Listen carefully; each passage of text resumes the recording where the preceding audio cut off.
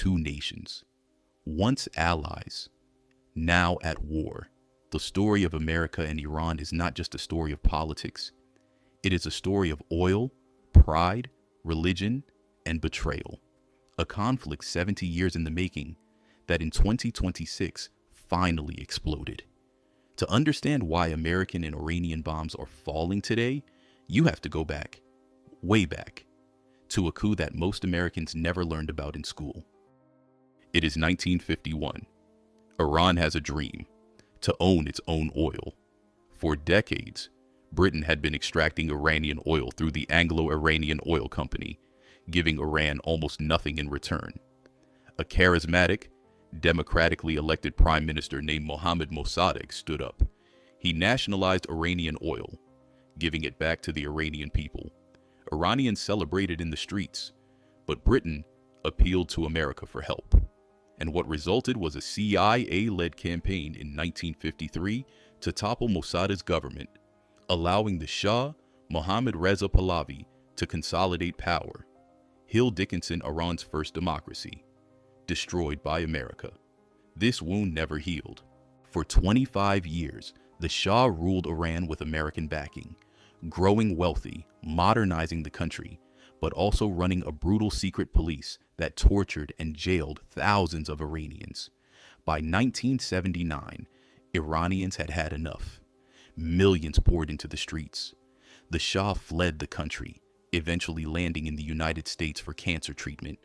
Ayatollah Khomeini returned from exile and founded the Islamic Republic of Iran, a theocratic regime that rejected Westernization. To Khomeini and his supporters, America became the Great Satan. Then came the moment that permanently shattered any hope of reconciliation. On November 4th, 1979, Iranian college students stormed the U.S. Embassy in Tehran and took 52 Americans hostage for 444 days. America never forgot. Iran never apologized, and diplomatic ties were severed forever. With no diplomatic ties, the U.S. and Iran fought each other through shadows, through proxies, sanctions, and covert operations. The Reagan administration secretly supplied weapons to Iran while simultaneously funding anti-communist rebels in Nicaragua, a scandal that became known as the Iran-Contra affair. Since 1995, the United States has maintained a complete embargo on trade with Iran, crippling its economy but never breaking its government.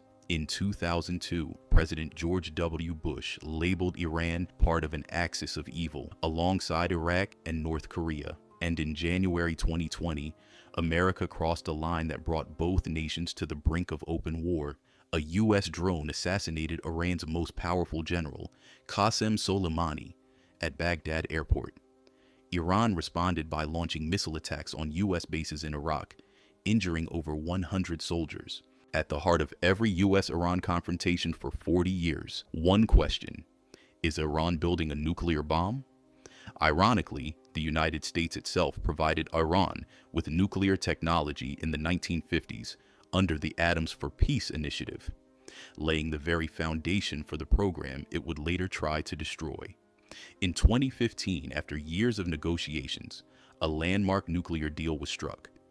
Iran, limiting enrichment in exchange for sanctions relief. The world exhaled. Then Trump withdrew the U.S. from the deal in 2018, calling it the worst deal in history, reimposing devastating sanctions and pushing Iran to resume enrichment at increasingly higher levels. Talks, threats, more talks. Then in June 2025, America ran out of patience. Using B-2 bombers and bunker buster bombs, the U.S. struck Iran's key nuclear sites in an operation called Operation Midnight Hammer. In February 2026, 45 years of tension finally became something the world had hoped to avoid. U.S. President Trump ordered extensive air attacks on Iran alongside Israel. Announcing the operation, he made one objective clear: regime change, urging Iranians to rise up and overthrow their government. Iran retaliated, closing the Strait of Hormuz, setting fire to oil tankers, launching missiles at U.S. bases across the region. The International Energy Agency warned it was the largest supply disruption in the history of the global oil market. Oil prices surged toward $100 a barrel, The world's economy trembled. 9 countries were drawn into the conflict. 45 years of hostility had finally become war. So why have America and Iran been enemies for 45 years? The answer is not simple. It is a 1953 coup that taught Iran never to trust America. It is a 1979 revolution that taught America never to trust Iran. It is oil, religion, nuclear ambition, proxy wars, and pride, layered on top of each other for 7 decades. And in the middle of all this chaos, nations like India have shown the world a different path. Not war, not sanctions, but quiet, steady diplomacy, talking to everyone, trusting, and being trusted by all sides. The question for 2026 is not just, when will this war end? The question is, what kind of world comes after it? Who will lead? Who will rebuild? And who will the world turn to when it needs someone to keep the ships moving?